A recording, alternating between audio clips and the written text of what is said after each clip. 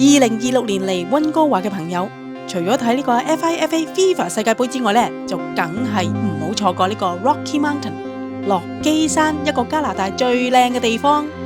今次我哋係去咗 Banff 同埋呢個 Jasper 嘅國家公園。呢一條片呢，就同大家分享我哋去咗 Banff 國家公園嘅嗰2日嘅行程。呢一個 Jasper 同埋 Banff 國家公園呢，就喺呢個 Alberta 阿伯特省嘅。我哋首先喺溫哥華出發飛去卡加里，然後呢就喺卡加里嗰度揸車去呢個 Canmore 住宿第1晚。第2日呢就正式出發去呢個 Lake Louise、Moraine Lake 同埋 Banff 嗰度玩啦。跟住之後嗰啲日子呢，我哋就去咗呢個 Jasper， 呢一個呢就留翻下一條片先至講啦。飛去 Calgary 來來去去都係嗰幾間航空公司，最主要都係睇下嗰個航班時間嘅啫。留意翻我坐呢一間嘅航空公司係有行刑架噶，仲要係好鬼嚴添啊！3點鐘到呢，我哋就到咗呢個卡加里啦，即係坐咗1個半鐘頭飛機度呢。卡加里係 Mountain Time， 快溫哥華1個鐘頭噶。我哋攞車嘅時間呢，就約咗下晝4點鐘，一早就知架車唔係好大噶啦，都唔敢攞咁多行李咯。但係有驚喜喎，呢架車係 hybrid 嘅，真係慳好多油噶。我哋搞到大約下晝6點鐘呢，就去到呢個 Canmore 住宿嘅地方啦。我喺片尾就會介紹我今晚住宿嘅地方噶啦。第2朝一早我哋就5點9開車出發，因為我哋預約咗7點鐘嘅 shuttle bus 呢，入去呢個 Lake Louise。而家呢個 Lake Louise 同埋呢個 Moraine Lake 呢，係唔可以直接揸車入去噶，要坐呢個專線 shuttle bus 入去噶。咁呢啲專線嘅 shuttle bus 呢，喺邊度預約嘅呢？就喺呢個 Park Canada 呢個 website 裏邊預約噶啦。每年嘅5月中至10月中呢，先至有 shuttle bus 噶。呢啲巴士飛呢，真係一票難求，尤其是朝頭早嗰啲時間啊。所以我就建議大家都係嗰句啦，早啲去計劃 shuttle bus 上車嘅地方呢，就係呢個 Lake Louise Park and Ride 嘅地方。由 Canmore 揸車去都要成個鐘頭噶。到咗呢個 Park and Ride 坐 shuttle bus 嘅地方啦，我哋即刻呢就要去 check in 啦。嗰朝早都幾凍噶，大家排隊呢就揸住預約咗 shuttle bus 嗰個 email 呢，就去呢個 booth 嗰度呢，就攞翻張實體飛。有實體飛先至上到車噶。依家車嚟啦，呢一班呢就係7點鐘去 Lake Louise 嗰個巴士啦。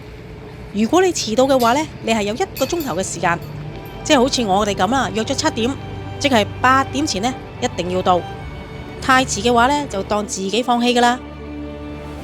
由呢度 Park and Ride 去到 Lake Louise 呢，架巴士呢需要行大約20分鐘到啦。我哋到咗 Lake Louise 啦。嗱，由呢度行入去呢，就係嗰個湖嚟噶啦。我哋呢，就有另外有計劃想去 Moraine Lake 先，我哋就會坐呢個接駁巴士去呢個 Moraine Lake 噶。呢個 Lake Connector 嘅巴士呢，係連接呢個 Lake Louise 同埋呢個 Moraine Lake。你買咗嗰張飛呢，其實已經包埋噶啦，上車呢唔需要再俾錢噶，可以無限次上落添。個班次呢，就係每半個鐘頭有一班嘅。大家都見到啦，呢度個交通管制呢就真係好嚴謹嘅，直頭有個閘住，唔俾其他車入去呢個 Moraine Lake 噶。旅遊旺季嘅時候呢，就實在真係太多人啦。呢個都有一個辦法，等大家玩得開心啲嘛。遠遠呢已經見到 Moraine Lake 嗰幾座山啊，好期待等一陣間見到嗰個靚景啊。點解我哋會諗住去呢個 Moraine Lake 先呢？我哋諗住朝頭早個光線會好啲啦，影相會靚啲嘅。下晝嘅話呢，呢度就會好多人，好難搞噶啦。巴士呢就停喺呢度啦。由巴士站向前行呢，就會一直行到去呢個 Moraine Lake 嘅湖邊噶啦。如果行動唔方便嘅朋友呢，都可以沿住呢條路呢，一直行過去呢個 Moraine Lake 嗰個湖邊度欣賞噶。如果想喺個湖上面爬艇仔嘅人呢，都可以呢，沿住呢條路呢，沿住個湖邊行過去，嗰邊呢就有呢個艇仔租噶啦。大家如果體力冇問題嘅話呢，就一定要去呢個 Rock Pile。行咗呢個 Rock Pile 先喎，可以由高處望落去睇呢個 Moraine Lake 噶。呢一個嘅 Rock Pile 呢，行上去大約15分鐘到啦，全部都係石級嚟嘅。各位， Mooring Lake 就喺你眼前啦，大家會睇到一個好壯麗同埋靚絕嘅 Mooring Lake。多謝你叫我上嚟啊！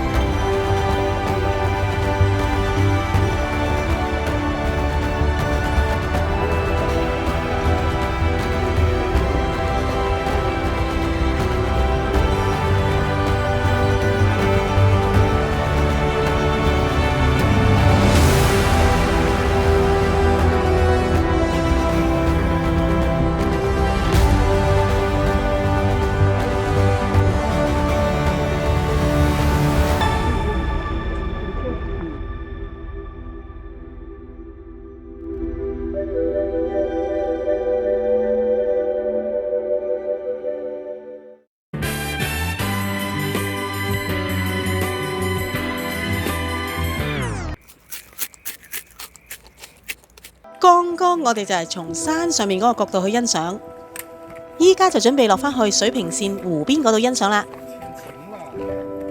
湖邊嘅配套呢就多好多啦，除咗有廁所之外呢，仲有 gift shop 同埋呢個餐廳。坐低嘆翻杯咖啡先，一陣呢，我哋再慢慢行呢一個嘅湖邊啦。呢一隻雀仔呢就叫做 Clark's Nutcracker， 喺洛基山呢係好常見嘅。呢一隻嗌到咁大聲，梗係佢個仔嚟嘅。梗係扭計呢，要阿媽餵啊！如果你有興趣喺湖上面爬獨木舟嘅話呢，就喺呢度租啦。睇下幾錢先，一個鐘頭170蚊噃，都幾貴下。不過喺湖上面一路爬艇一路打卡，都幾靚嘅。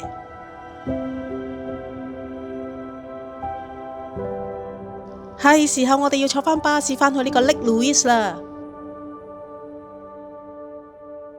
我哋又返咗嚟 Lake Louise 呢度啦，話俾大家聽，呢度嘅廁所呢係靚過 Mooring Lake 嗰度好多嘅。由呢度行入去5分鐘都唔使呢，就到咗嗰個湖邊噶啦。湖邊呢度嘅棧道呢就真係整得好靚，但係呢超多人呢。咁家陣晏晝12點半係應該多人嘅，唔睇啲人齋睇個湖嘅話呢係好平靜好靚，湖水嘅藍色真係好特別。而且呢，湖水係非常之清澈嘅。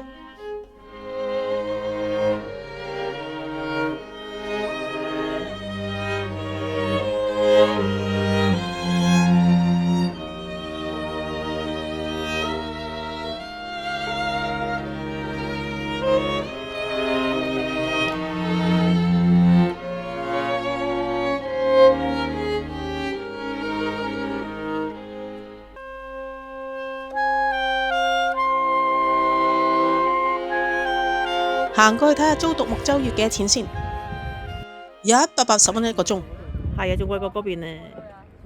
其實呢度嘅消費呢都幾高。呢一間出名嘅 Fairmont Chateau Lake Louise 酒店呢，就喺湖邊嗰度啦。聽講佢嗰個下午茶係好出名嘅噃，睇下幾多錢先。哇，104蚊、203蚊。咁 lunch 呢 starter 同呢個沙律都係20零30蚊一碟，係咁上下噶啦。嗱，呢一個酒店呢係可以俾外人行入去嘅，我會建議大家呢入去睇下。呢一個呢就係酒店個大堂啦，個 style 係好維多利亞時代嗰種復古嘅設計。佢呢啲唔係復古啊，佢係堅係咁舊噶。佢1890年已經起咗喺度噶啦。呢一啲長長嘅拱形走廊呢，同埋裏面嘅裝飾呢，就真係非常之好嘅打卡位嚟噶。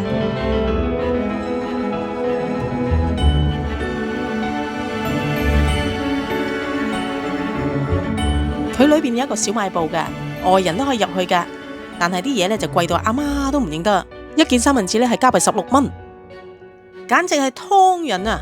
但係依然有人排隊買嘅噃。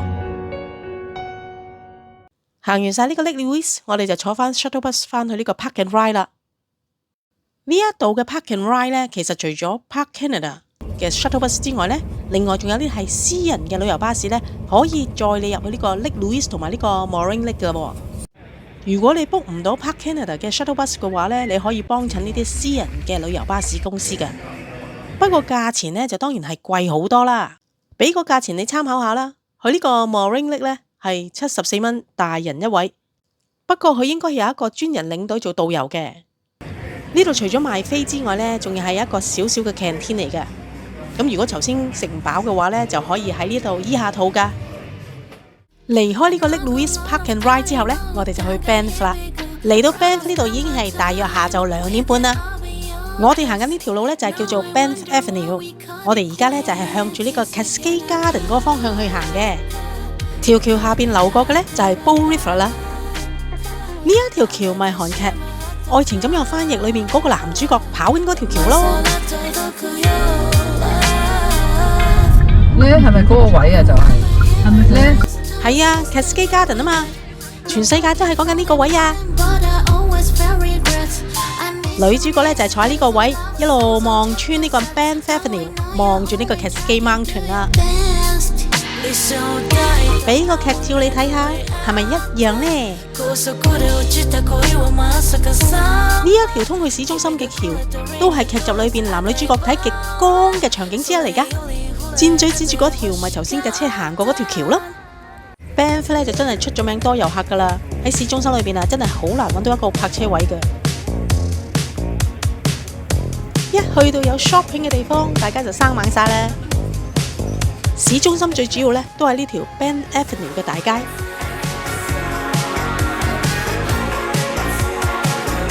呢度出名嘅嘢食咧就有 Bear Paw 同埋呢個 Beaver Tail， 其實即係朱古力牛脷酥。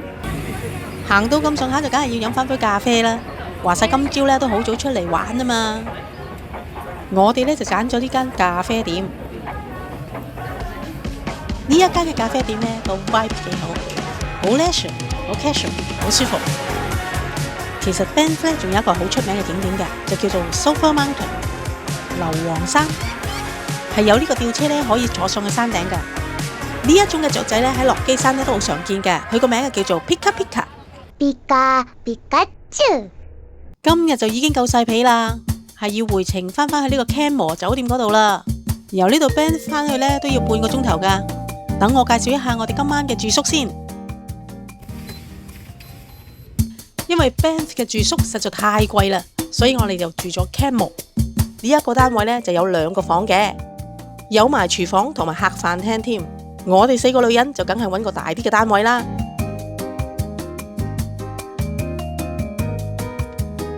呢一間呢就係一個套房嚟嘅，間房裏邊有埋嗰啲個按摩池喺度㗎。我都試過呢個按摩池，都幾爽㗎。然後裏面呢就係廁所同埋沖涼嘅地方。呢一張床呢就 king size 嚟嘅，我哋就瞓咗2個人。我哋點樣碌呢都撞唔到隔離嗰個。第二間房裏面呢就有張 queen size 嘅床。呢一個呢就係單位裏邊第2個嘅廁所。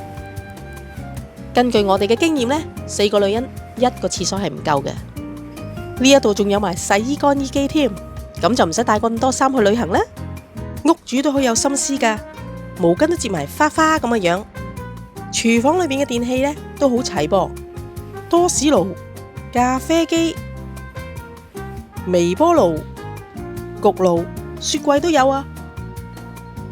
客廳呢張嘅梳化床又可以瞓多個人啦，有埋呢個 gas 壁爐就好穩陣啦，就唔使驚凍啦。我哋4個人住呢個單位呢，真係好舒服。我哋喺 Canmore 住咗2晚之後呢，跟住啲日子呢，就去呢個 Jasper。大家唔好錯過我下一條片，去呢個 Jasper 嘅奇妙之旅啊！